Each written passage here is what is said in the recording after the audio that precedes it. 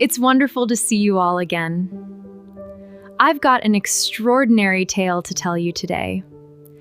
Hand over your administrative override key, Lisa Roberts snapped, her voice sharp enough to pierce the constant white noise of the server room. You don't need that level of access to run a night shift, David. David Thompson didn't look up immediately. He kept his eyes on the terminal, his fingers dancing across the mechanical keyboard with a rhythm born of 23 years in the trenches of cybersecurity. The air in the Secure Operations Center always smelled of ozone and recycled chilled air, a sterile scent that usually calmed him.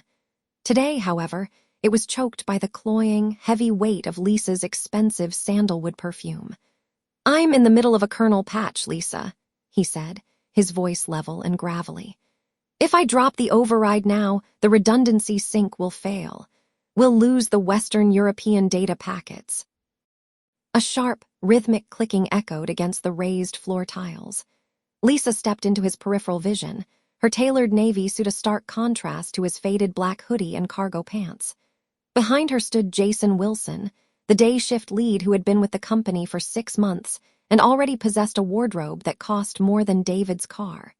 Jason was smirking, his arms crossed over a chest that had never known the stress of a midnight system collapse. Did you hear her? Jason chimed in, his voice dripping with unearned authority. The director gave you a direct order, or is your hearing starting to go along with your relevance? David finally looked up. He didn't look at Jason. He looked at Paul Anderson, the VP of Operations, who was hovering near the heavy steel door. Paul was checking his gold watch, looking bored, as if this public stripping of a veteran's dignity was just another line item on his afternoon agenda. Paul, David said, ignoring the two bullies in front of him. You know the protocols. The night shift lead carries the physical override for a reason. If the power grids fluctuate, I'm the only one who can manually bypass the Iron Wolves security lockout. Paul didn't even look up from his watch. Lisa is the director of engineering now, David.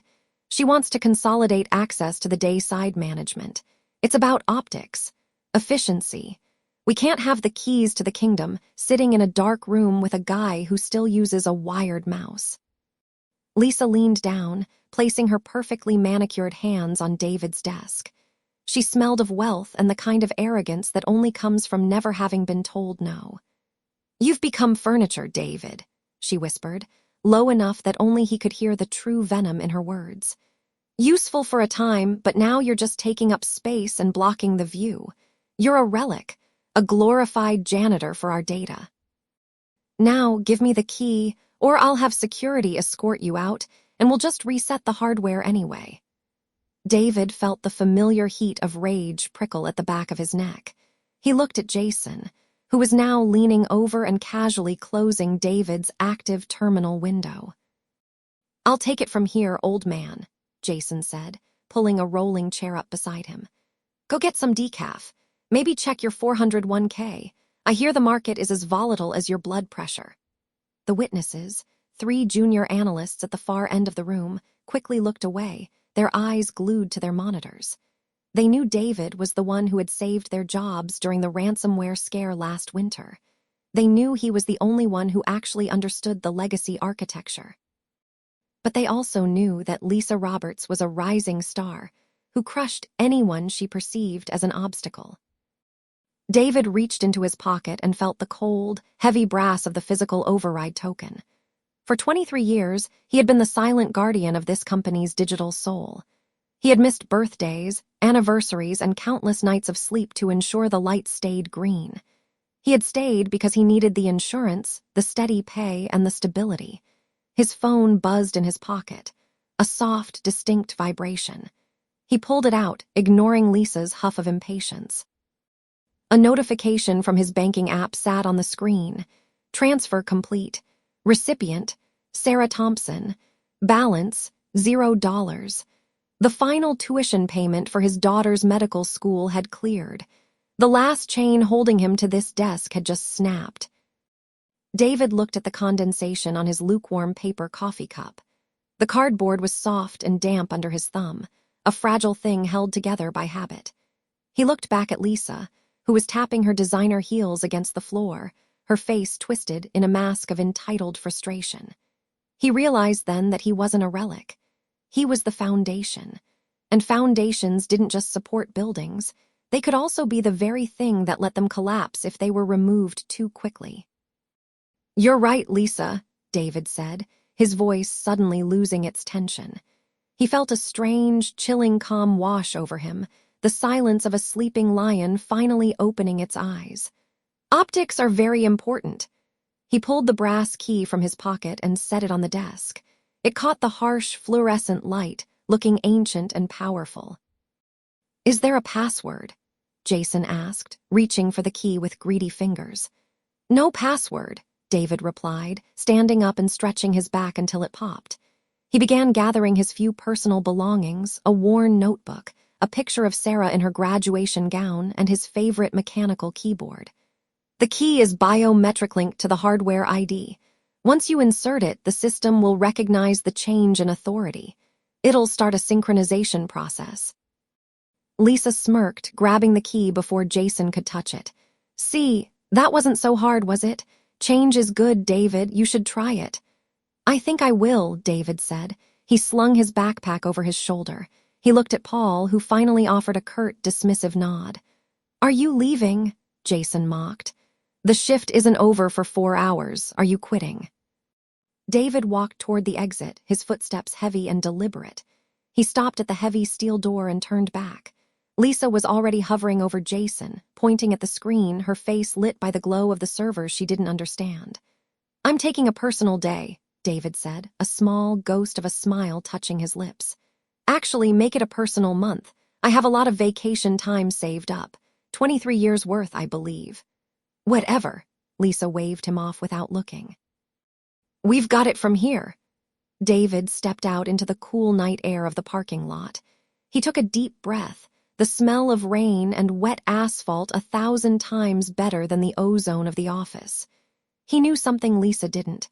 He knew that the synchronization process, the key triggered, wasn't just a transfer of power. It was a full system audit. And the Iron Wolves, the most ruthless third-party security firm in the country, were scheduled to receive the automated report the moment that key was turned. A report that would show every efficiency Lisa had implemented was actually a massive security hole. He got into his car and started the engine. He had 2 days before the wolves arrived for the physical inspection. 2 days to watch the house of cards begin to shake. David pulled out of the lot, glancing at the glowing windows of the Secure Operations Center in his rearview mirror. "Good luck, Lisa," he whispered to the empty car. "You're going to need it." The next morning, the fluorescent lights of the Secure Operations Center felt like a stage lit for a tragedy David Thompson had already scripted. He arrived at his desk exactly 5 minutes early, the familiar scent of burnt, break-room coffee and ozone clinging to the air. His hands were steady as he set down his bag, despite the heavy silence that followed him through the cubicles. Usually, the morning shift greeted him with a nod or a brief question about the night's logs. But today, eyes darted away the moment he made contact. Lisa Roberts was already there, positioned at the head of the conference table like a queen surveying a conquered territory. She wore a tailored charcoal suit that probably cost more than David's first car, her blonde hair pulled back into a ponytail so tight it looked painful. Beside her stood Jason Wilson, who was busy adjusting his expensive smartwatch and whispering something into her ear that made her smirk. "Ah, David." "Glad you could join the living," she said, her voice cutting through the morning hum with practiced condescension. She didn't look up from her tablet. "I was just explaining to the team how much more agile we've become since the transition last night. The new dashboard is showing a 40% reduction in unnecessary background processes. It's amazing what happens when you stop babysitting the servers and actually let them run." David didn't correct her. He didn't point out that those unnecessary processes were the encryption handshakes and redundancy checks that kept the company's proprietary data from leaking onto the dark web. He simply pulled out his chair and sat, his fingers brushing the cold, brushed aluminum of his workstation. "I saw the logs, Lisa. You've certainly made an impact. Impact is what I do, she snapped, finally meeting his gaze. Her eyes were hard, devoid of the professional respect he had earned over 2 decades. Paul Anderson is expecting a full efficiency report by Friday, and thanks to Jason's help in trimming the fat, we're going to blow his expectations out of the water. Which brings me to our other matter. She leaned forward, the smell of her cloying, expensive vanilla perfume reaching him across the table. It was a scent that usually signaled a promotion or a celebration, but today it felt like a warning. I looked into that medical internship for your daughter, Sarah, she said, her tone shifting into a mock-sympathetic lilt that made David's jaw tighten. Sarah Thompson, right? Pre-med? It's a prestigious slot. Unfortunately, with the new budget restructuring I've implemented, we've had to reallocate those corporate sponsorships. The position is going to Jason's nephew. He's a sophomore at a much higher-ranked university. It's just better optics for the firm. A low murmur rippled through the room. Even the enablers in the back looked down at their notebooks. It was a calculated strike, a public stripping of the one thing she knew David cared about more than his job. Jason let out a short, sharp laugh. Don't take it personally, Dave. It's just the way the world works now. Merit and modern thinking. Maybe she can try a community clinic. David felt the heat rising in his chest, a slow-burning fuse of indignation. He thought of Sarah's face when he'd told her the internship was a sure thing. He thought of the 3 years she'd spent volunteering while maintaining a 4 GPA. He reached into his pocket, his thumb grazing the edge of his phone.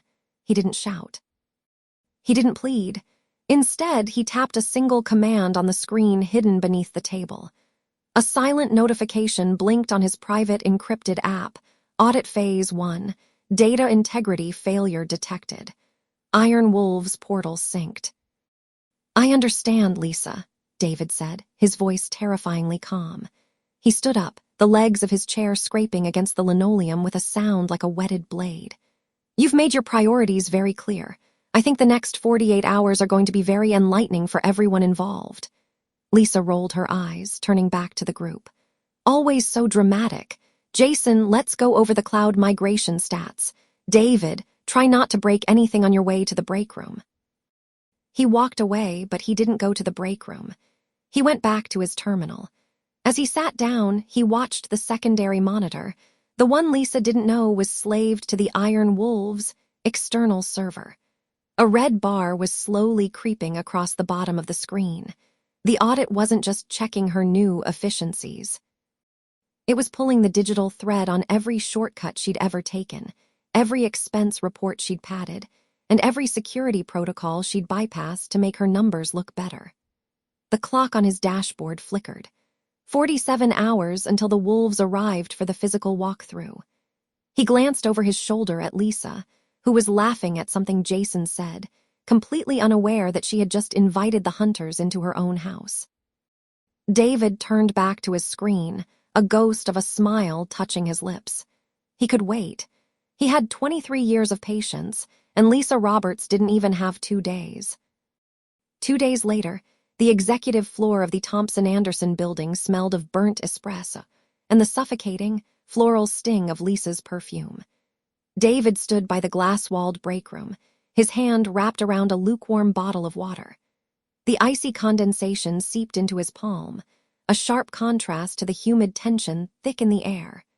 The rhythmic, aggressive clack-clack asterisk of designer heels announced Lisa Roberts before she even turned the corner. She was flanked by Jason Wilson, who was practically tripping over his own feet to hold a folder for her. They stopped just short of David, the sunlight from the floor-to-ceiling windows catching the gold hardware on Lisa's handbag, a piece of leather that likely cost more than David's first car. "Still here, David?" Lisa asked, her voice sliding into that familiar, condescending lilt. She didn't wait for an answer, turning instead to Jason. "Make sure the wolves have the optimized growth report on top. I want them to see the 20% overhead reduction before they even sit down." Jason nodded fervently. "Already on it, Lisa. I made sure your name is on every header."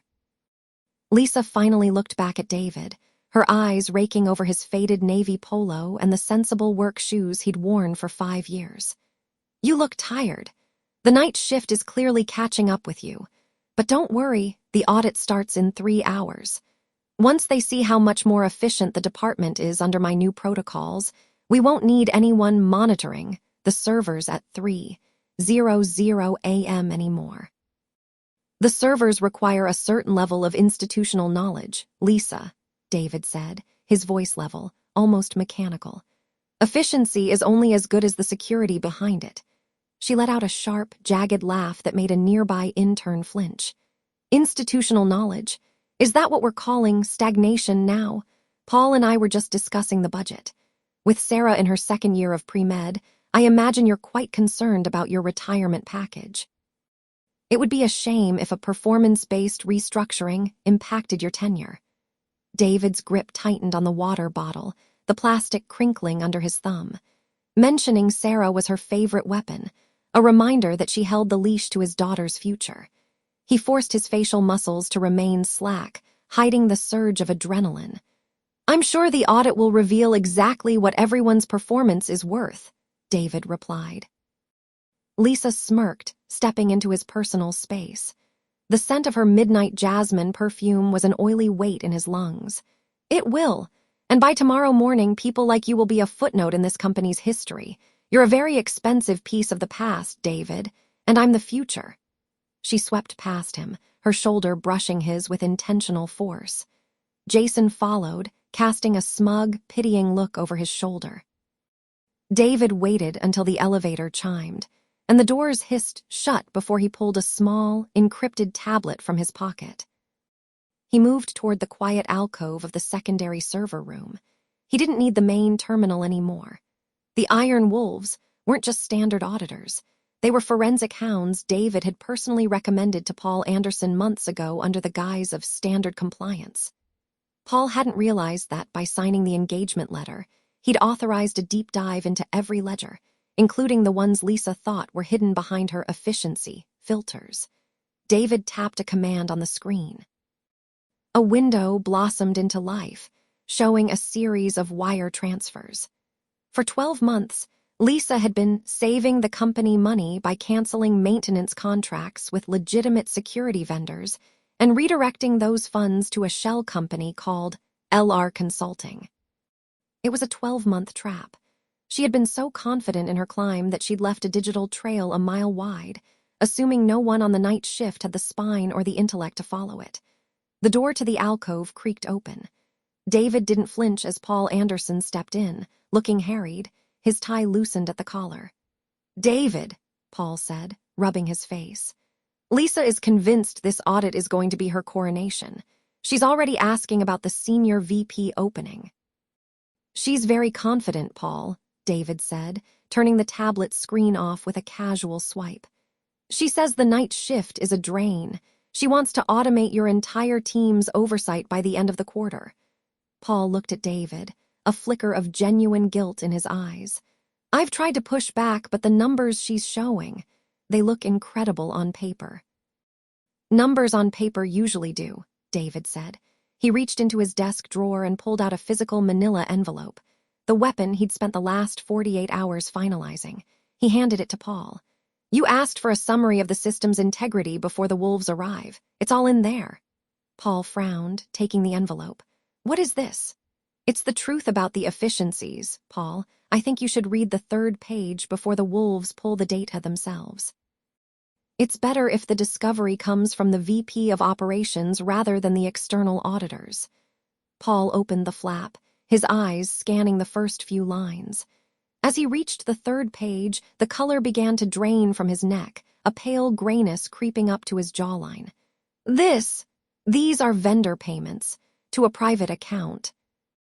12 months of them," David noted, his voice as cold as the server racks humming behind them. "She wasn't just cutting costs, she was harvesting them." Paul's hands began to shake slightly. The silence in the room was absolute, save for the distant sound of the lobby's marble floors being buffed for the arrival of the guests. "If this gets out during the audit—" "It's going to get out, Paul. The Iron Wolves don't miss." The only question is whether you're the one who pointed it out or the one who let it happen. Paul looked at David, seeing the sleeping lion for the first time in 23 years. He saw the man who had sat in the dark, watching, waiting, and documenting every act of arrogance. "The wolves are in the lobby," Paul whispered, checking his watch. "Then you should probably head down," David said, leaning back in his chair. "Lisa is waiting for her coronation. It would be rude to keep her waiting for the start of the end." David turned back to his monitors as Paul hurried out of the room. On the secondary screen, the lobby security feed showed 3 men in sharp, charcoal suits carrying heavy Pelican cases. The Iron Wolves had arrived. David glanced at the framed photo of Sarah on his desk and allowed himself the first real smile in a year. The countdown had hit 0. The next morning, the corporate headquarters of Nexus Tech felt like a pressure cooker disguised as a luxury spa. The air in the executive break room was thick with the scent of expensive, burnt espresso, and the sharp, citrusy sting of Lisa Roberts' perfume. She stood by the window, her reflection mirrored in the glass, adjusting the lapel of a cream-colored blazer that likely cost more than David Thompson's car. David entered the room quietly, his footsteps muffled by the plush carpet. He headed straight for the old drip coffee machine in the corner, a relic Lisa had been trying to replace with a high-end pod system for months. "You're still here?" Lisa asked without turning around. Her voice was thin and sharp, like a paper cut. "I thought after Paul's little chat with you yesterday, you'd have the dignity to pack your desk before the audit team finished their preliminary sweep." David stirred his coffee, the plastic spoon clicking rhythmically against the ceramic mug. "The Iron Wolves are thorough, Lisa. They don't just look at the desks, they look at the logs, every entry, every deletion, every ghost in the machine." She finally turned, her lips curled into a smirk that didn't reach her eyes. "Let them look. I've spent 3 years building this department's reputation. While you were hiding in the dark during the night shift, I was the one presenting to the board. I'm the face of this infrastructure. You're just the guy who keeps the lights on." "The lights only stay on as long as the wiring is sound," David replied. He leaned against the counter, his posture relaxed, almost casual. It was a stark contrast to the way Lisa's fingers twitched against her designer handbag. "Sometimes, when you build a house on someone else's foundation, the whole thing comes down the moment a professional starts checking the load-bearing walls." Lisa let out a short, jagged laugh. "Is that a threat, David?" "Because it sounds like the desperate rambling of a man who knows his expiration date is tomorrow at 9 a.m. Jason Wilson stepped into the room then, holding a stack of glossy folders. He looked between them, his gaze lingering on Lisa with the hungry desperation of a man who had hitched his wagon to the wrong star. "The Wolves are asking for the Tier 1 access logs, Lisa, the ones from the June server migration." Lisa waved a manicured hand dismissively. "Give them the summaries I prepared, Jason. We don't need to bog them down with raw data. They're here to verify my leadership, not play digital archaeology." David took a slow sip of his coffee. "Actually, Jason, the Wolves don't accept summaries. They bring their own forensic hardware. If they find a discrepancy between your report and the hardware signatures, they don't ask for clarification. They flag it as internal fraud." Jason froze, his eyes darting toward David. For a split second, the enabler's confidence wavered. He knew David was the one who had actually performed that migration while Jason was at a beach house in the Hamptons. "Ignore him," Lisa snapped, her voice rising an octave. She stepped toward David, invading his personal space. The clack of her stilettos on the hardwood transition was like a series of gunshots. "You've always been jealous, David. Jealous of my title, my office, my future. But tomorrow, when Paul announces my promotion to VP of Operations, you'll be a footnote. A disgruntled ex-employee who couldn't keep up with a changing industry." David didn't flinch. He met her gaze with a terrifyingly calm clarity. "I'm not jealous of you, Lisa. I'm worried for you. Arrogance is a very heavy blindfold. It makes it hard to see the cliff until your foot is already in the air." "Get out," she hissed. David nodded, setting his mug down. "I'll be at my desk. If you need help finding those raw logs, the real ones, you know where I am, but I'd hurry. The wolves are already in the basement servers." As David walked toward the exit, he felt the vibration of his phone in his pocket. A text from Sarah. "Good luck today, Dad. Can't wait for dinner." He paused at the door, glancing back. Paul Anderson was standing in the hallway, watching the exchange with a furrowed brow. Paul wasn't an idiot. He was just a man who preferred easy lies to difficult truths. But the look on David's face, the absolute, unwavering certainty, seemed to be finally making the VP uneasy. David stepped into the elevator, the doors sliding shut on Lisa's indignant face. He reached into his pocket and felt the cold, hard edges of the encrypted drive. It contained every original log Jason had scrubbed and every email Lisa had sent using David's credentials. The countdown was no longer in days or hours. It was in heartbeats. Tomorrow morning, at the grand meeting, Lisa Roberts would finally get the audience she had always craved. David would make sure she didn't miss a single second of her own undoing. The following morning, the lobby of the Obsidian Hotel smelled of expensive roasted coffee and the sharp, chemical tang of industrial floor wax. David Thompson stood near the towering glass doors, watching the morning sun catch the dust motes dancing in the atrium. He adjusted the cuff of his charcoal suit, the only expensive piece of clothing he owned, bought 5 years ago for Sarah's high school graduation. It was a stark contrast to the casual flannels he wore during the lonely hours of the night shift. But today, he wasn't the ghost in the machine. Today, he was the architect of a reckoning. He felt the weight of the encrypted drive in his inner pocket, a small, cold rectangle that felt heavier than its few ounces. It was the culmination of 23 years of loyalty, every bit of it distilled into a digital executioner's axe. Lisa Roberts arrived 20 minutes later, trailing a wake of expensive perfume that hit David like a physical blow. She was dressed in a cream-colored power suit that probably cost more than David's car, her heels clicking against the marble with a predatory rhythm. Behind her, Jason Wilson scurried like a faithful dog, carrying a leather portfolio he hadn't earned the right to touch. "Oh, David," she said, pausing as she reached the center of the lobby. She didn't look at his face. Her eyes traveled down his suit, lingering on the slightly dated cut of the lapels. A smirk played at the corner of her mouth, fueled by the kind of effortless cruelty that only comes with absolute security. "I see you decided to dress up for your exit interview. It's a nice touch. Very vintage."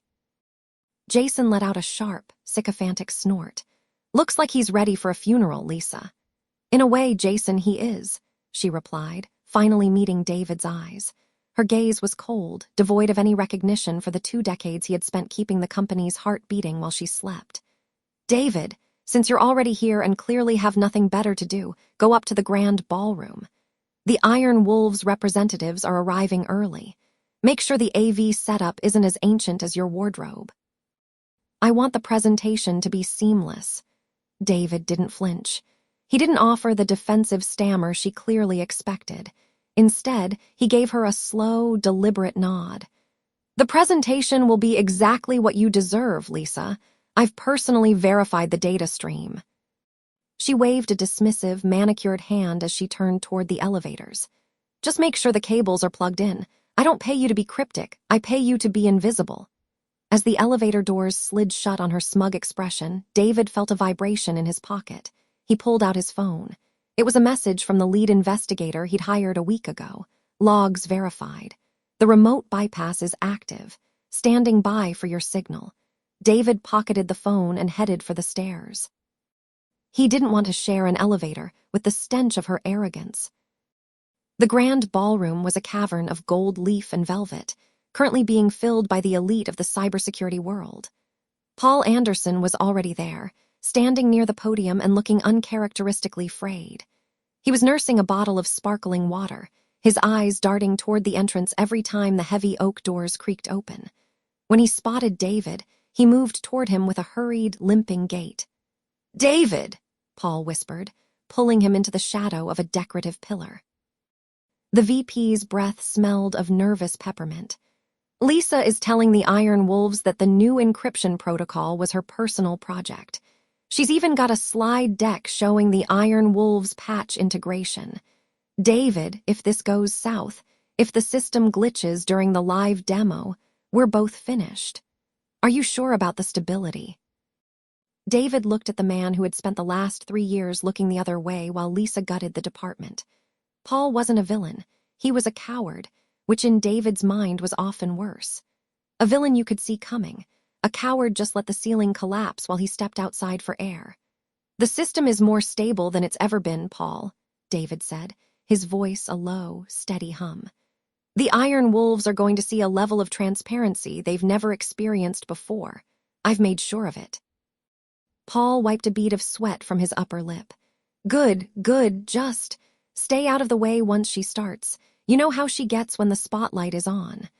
I wouldn't dream of interrupting her moment, David replied. By 10 o'clock, the room was packed. At least 50 high-level executives and government contractors sat in the plush chairs, their murmurs creating a low-frequency buzz that vibrated in David's chest. The Iron Wolves sat in the front row, 5 men and women in dark suits, their faces unreadable, representing the most lucrative contract the firm had ever chased. Lisa stepped onto the stage, the overhead spotlights catching the diamonds at her throat. She looked every bit the visionary leader she pretended to be. She tapped the microphone, the sharp asterisk thud echoing through the hall and silencing the room instantly. Welcome, she began, her voice projected with practiced confidence. Today, we don't just show you a product. We show you the future of digital sovereignty. When I took over the engineering directorate, I saw a system that was stagnant, held back by old guard mentalities and outdated protocols. She cast a brief, scathing look toward the back of the room where David stood by the AV booth. A few people turned to follow her gaze, their eyes sliding over David as if he were part of the furniture. I spent the last 18 months rebuilding our core architecture from the ground up, Lisa continued, her gestures wide and theatrical. What you are about to see is the result of my vision for a secure, impenetrable frontier. Jason, if you would. Jason Wilson, sitting at the control laptop, beamed with pride as he hit the key to start the first slide. The Iron Wolves logo appeared on the massive screen, glowing in deep crimson. David shifted his weight, his hand sliding into his pocket. He felt the drive, but he didn't need it yet. He had already uploaded the payload into the hotel's local server an hour ago. All he needed was the trigger. Lisa began her deep dive into the technical specifications, shamelessly reciting the very white papers David had written in the basement at 3 a.m. over the last decade. She spoke about her innovations and her breakthroughs, her voice rising with an almost religious fervor as she felt the audience falling under her spell. And now, Lisa said, her smile widening as she reached the climax of her speech, for the live demonstration, we will now show you the real-time logs of our most secure environment, proving that under my leadership, we have achieved a zero-breach reality. She gestured toward the screen. Jason clicked the final button. David's finger hovered over the send button on his phone. He looked at Lisa, who was currently basking in the preemptive applause of the room. She looked triumphant. She looked invincible. Watch closely, David whispered to the empty air beside him. He pressed the button. On the giant screen, the polished corporate graphics didn't appear. Instead, the screen flickered once, twice, and then turned a deep blood red. A single line of text began to scroll across the dashboard in a stark white font that everyone in the room could read. Accessing private correspondence. Lisa Roberts to Jason Wilson. Subject: the disposable veteran. The room went so silent that the hum of the projector sounded like a jet engine. Lisa's smile didn't just fade. It curdled, her face turning the color of wet ash as the first email appeared on the screen for the Iron Wolves to see. The red glow from the screen washed over the ballroom, turning the white linen tablecloths the color of a fresh bruise. Lisa Roberts stood frozen at the podium, her hand still raised as if to continue her triumphant speech, but her fingers were trembling so violently that the diamond on her ring caught the light in jagged, frantic flashes. The hum of the projector was the only sound in the room, a mechanical drone that seemed to vibrate in the very marrow of David's bones. He didn't look at the screen. He knew every word of the correspondence by heart. He had lived through the betrayal those words described. Instead, he kept his gaze fixed on the woman who had thought he was too old to be a threat. Lisa's face didn't just lose color. It seemed to physically cave in on itself. The arrogant, sharp lines of her features softened into a mask of pure, unadulterated terror. Her skin took on the sickly, translucent hue of wet parchment, and a fine sheen of sweat broke out across her forehead, matting her perfectly styled hair against her temples. Her mouth hung open, her lower lip twitching in a rhythmic, silent spasm that made her look less like a high-powered director and more like a landed fish gasping for air. Her eyes, usually narrowed with calculated disdain, were now wide and glassy, darting frantically from the screen to the silent, judging faces of the iron wolves, unable to find a single place to land. It was the look of a woman who had spent her entire life building a throne out of other people's bones, only to realize the foundation was made of dry, shifting sand. The mask of the polished executive had shattered, leaving behind nothing but the raw, panicked eyes of a bully who had finally run out of shadows to hide in. Paul Anderson's jaw was set so tight that David could hear the man's teeth grinding from across the aisle. The VP of operations didn't move, his gaze locked on the scrolling text that detailed exactly how Lisa had planned to scapegoat the veteran staff for the upcoming system failures. Beside him, Jason Wilson looked like he was trying to physically vanish into his own designer suit. He kept tugging at his silk collar, his face turning a blotchy, panicked red as his own replies. The sycophantic "consider it done, Lisa," flashed for the entire company to see. In the back of the room, a veteran combat medic David had known for years stood up slowly. He didn't say a word, but the cold, quiet fury in his eyes was more devastating than any shouting. Two other men from the night shift followed suit, their arms crossed over their chests, their presence forming a wall of silent condemnation. The air in the room grew heavy with the scent of expensive catering and the metallic tang of ozone from the projector, a suffocating mix that seemed to choke the very air out of Lisa's lungs. David stepped forward, his boots silent on the plush carpet. He didn't raise his voice. He didn't need to. The silence was his greatest ally. "You called me disposable in that third paragraph, Lisa," he said, his voice as steady as a heartbeat. He could feel the weight of the phone in his pocket, the one containing the secondary recordings he hadn't even needed to use yet. "You told Jason that a 23-year veteran wouldn't have the stomach to fight back once the severance was signed." He paused, letting the words settle like ash over the room. Lisa tried to speak, her throat working in a dry, clicking sound, but no words came out. She looked at Paul, pleading with her eyes, but the VP turned his head away, his expression one of pure, professional disgust. "But you forgot the most basic rule of the night shift," David continued, his tone almost conversational. "We see everything that happens in the dark, and we always prepare the ground for the morning." He didn't wait for her to recover. He didn't stay to watch the inevitable scramble as Jason tried to blame the hack on someone else, or as Paul began the process of calling corporate legal. David simply turned his back on the podium. He walked toward the double doors at the back of the hall, the scent of the lilies in the foyer already signaling a world outside this toxic boardroom. He had a daughter to call. Sarah's tuition was safe, and for the first time in a decade, the sleeping lion was done with the hunt.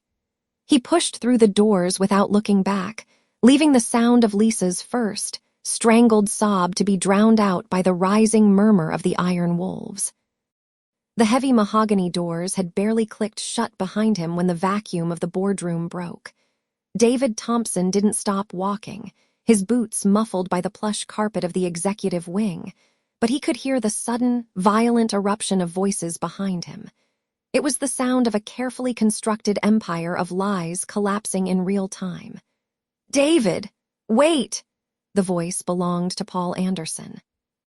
The vice president of operations sounded stripped of his usual boardroom baritone, his tone thin and jagged with panic. David paused near the elevators, his hand hovering over the brushed steel button. He didn't turn around immediately.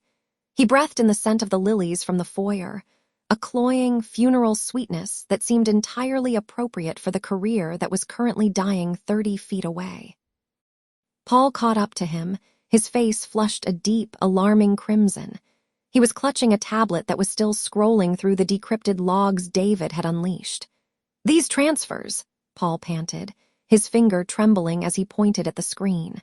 "The offshore accounts, the redirected maintenance funds.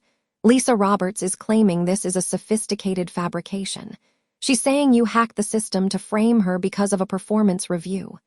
David finally turned. He looked at the man who had ignored his warnings for 3 years, the man who had let a sleeping lion be treated like a footstool. "Is that what she's saying?" David asked quietly. Before Paul could answer, the boardroom doors swung open again. Lisa Roberts stumbled out, followed closely by a pale-faced Jason Wilson. She wasn't the polished director anymore. Her silk blouse was rumpled, and a strand of hair had escaped her perfect bob, clinging to her damp forehead. Lisa's features didn't just sag, they seemed to liquefy under the harsh, unforgiving light of the corridor. The carefully curated mask of the high-powered executive cracked, revealing a frantic, twitching mess beneath. Her eyes, usually sharp with calculated malice, darted wildly like a trapped animal's, the pupils blown wide with a terror she couldn't mask. Her skin turned a sickly, mottled gray, the blush on her cheeks standing out like bruises. Her lower lip trembled, losing its firm, arrogant set, and for the first time in David's memory, she looked small, fragile, hollow, and utterly defeated by the weight of her own hubris. "You think you're so smart," she spat, though her voice lacked its usual venom, sounding more like a cornered cat. "You're a night shift nobody, David. You've tampered with federal records. I'll have you in a cell by morning." "I didn't have to tamper with anything, Lisa," David replied, his voice a calm anchor in the midst of her storm. "I just stopped hiding the things you were too arrogant to bury properly." The Iron Wolves, the rest of the night shift crew, had begun to filter out of the room behind them. They didn't look like the unskilled labor Lisa had called them in her emails. They stood in a silent semicircle, their arms crossed, their faces grim. They were the witnesses she hadn't accounted for. Jason Wilson, seeing the tide had turned, stepped away from Lisa as if she were suddenly radioactive. "Paul, look," Jason stammered, his voice cracking. I tried to tell her. I told her the night shift was flagging the discrepancies, but she threatened to fire me. She said she'd make sure I never worked in the city again if I didn't help her bypass the secondary authentication." Lisa spun on him, her mouth agape. "You coward! You took the bonuses." "You bought that car with the—" "I have the recordings of those conversations too, Jason," David interrupted, his eyes shifting to the enabler. "Every time you forgot to log a server bypass, the system made a shadow copy. You weren't just helping her, you were building your own cage." The hallway went deathly silent. The only sound was the faint, rhythmic hum of the building's HVAC system. Paul Anderson looked from the sobbing Lisa to the stammering Jason, and then finally back to David. The realization of how much he had lost by trusting the wrong people was written in the deep lines of his forehead. "David," Paul said, his voice reaching for a professional tone he couldn't quite grasp. "We need to go back inside. We need to document this. If you can help us recover the diverted funds, I can offer you Lisa's position. Director of Engineering. Starting now, triple your current salary." David looked at the elevator lights. Sarah Thompson's tuition was already secure, tucked away in a fund he'd built from the very bonuses Lisa had tried to deny him. He thought about the 10 years of dark rooms, the thousands of hours spent fixing the mistakes of people who didn't even know his last name. "I don't want her job, Paul," David said. He reached into his pocket and pulled out a small, silver flash drive. He held it out, but didn't hand it over yet. "This contains the master keys to the architecture I built for you. The architecture you didn't realize I held the patents for through my private consulting firm. Paul's jaw dropped. You own the security core. I do, and as of 5 minutes ago, I've revoked the company's license for noncompliance with the safety protocols. You have 48 hours to migrate your data before the system locks down permanently. David dropped the drive into Paul's numb hand. The elevator chimed, the doors sliding open with a soft hiss. Why? Lisa shrieked, her voice echoing off the marble floors. Why go this far? You had everything under control. You could have just kept working. David stepped into the elevator and turned to face them one last time. He looked at Lisa's ruined face, at Jason's trembling hands, and at Paul's shattered confidence. Because you made it personal, David said, his voice as cold and final as a closing tomb. You didn't just steal from the company. You tried to steal my daughter's future to cover your own greed. You forgot that lions don't just sleep, they wait. As the doors began to slide shut, David saw the first pair of security guards rounding the corner, their eyes locked on Lisa Roberts. He didn't stay to watch the handcuffs click. He didn't need to. The hunt was over, and the silence of the lobby below was already calling his name. He reached out and pressed the button for the ground floor, leaving the screaming remains of their careers on the 14th floor. He had a daughter to call, and for the first time in a decade, he was going home while the sun was still up. 6 months later, the silence of the night shift felt like a ghost story David Thompson told himself to remember where he'd been. He stood on the manicured lawn of the university, the scent of freshly cut grass and late-blooming jasmine hanging heavy in the warm afternoon air. The sun was high, casting long, golden shadows across the stone pathways, a far cry from the flickering fluorescent hum of the server rooms that had been his only companions for 23 years.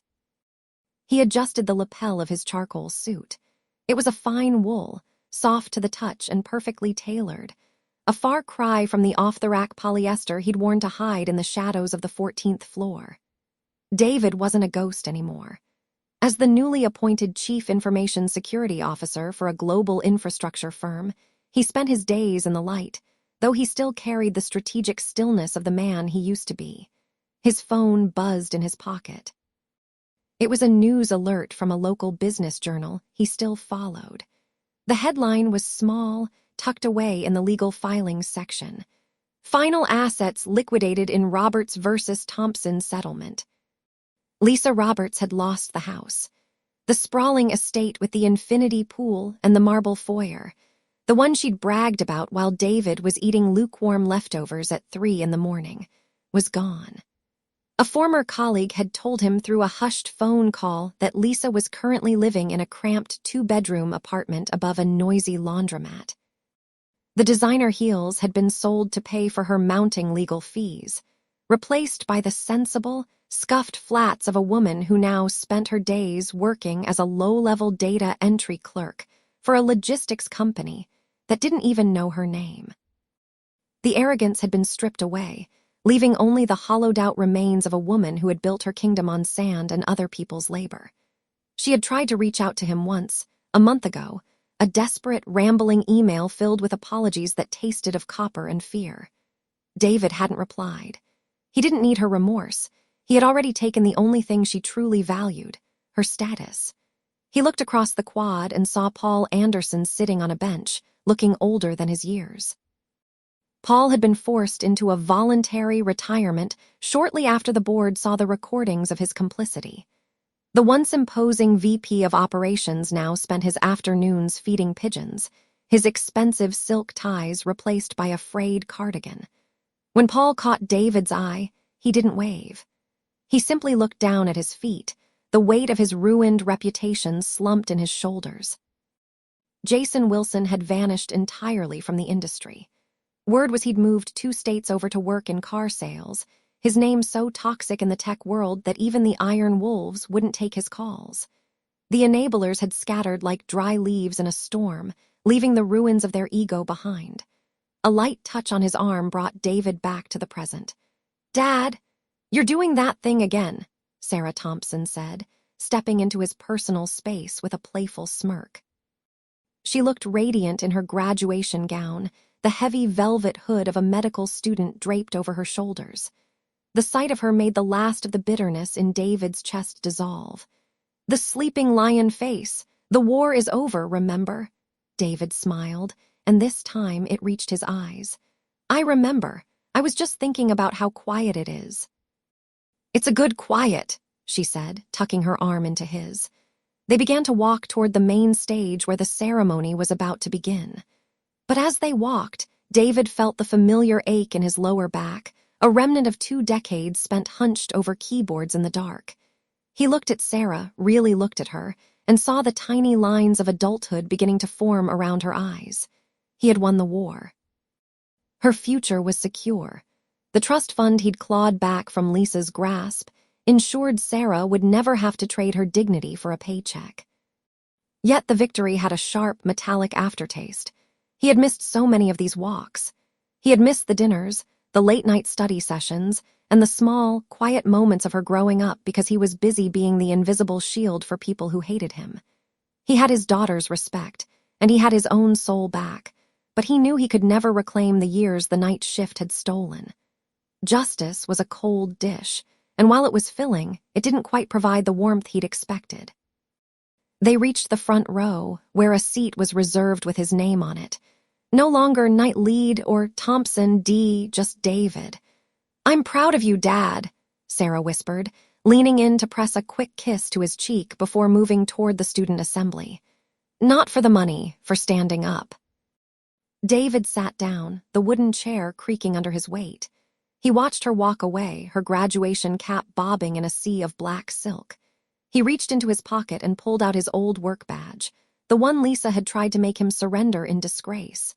He looked at the grainy photo of the tired, invisible man he used to be, then closed his hand around it, feeling the sharp plastic edges dig into his palm. He didn't throw it away. He kept it as a reminder. The hunt was over, and the lion was finally home, but he would always know the sound of the shadows. As the first notes of the processional began to play, David Thompson took a deep, steady breath of the afternoon air and finally let the silence of the night go.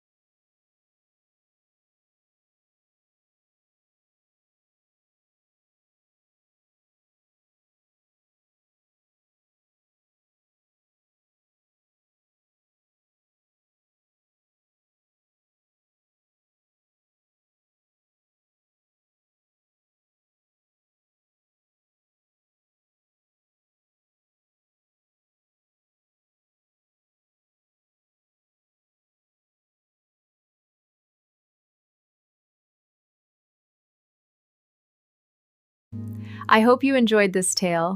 Please subscribe to support the channel. Goodbye for now.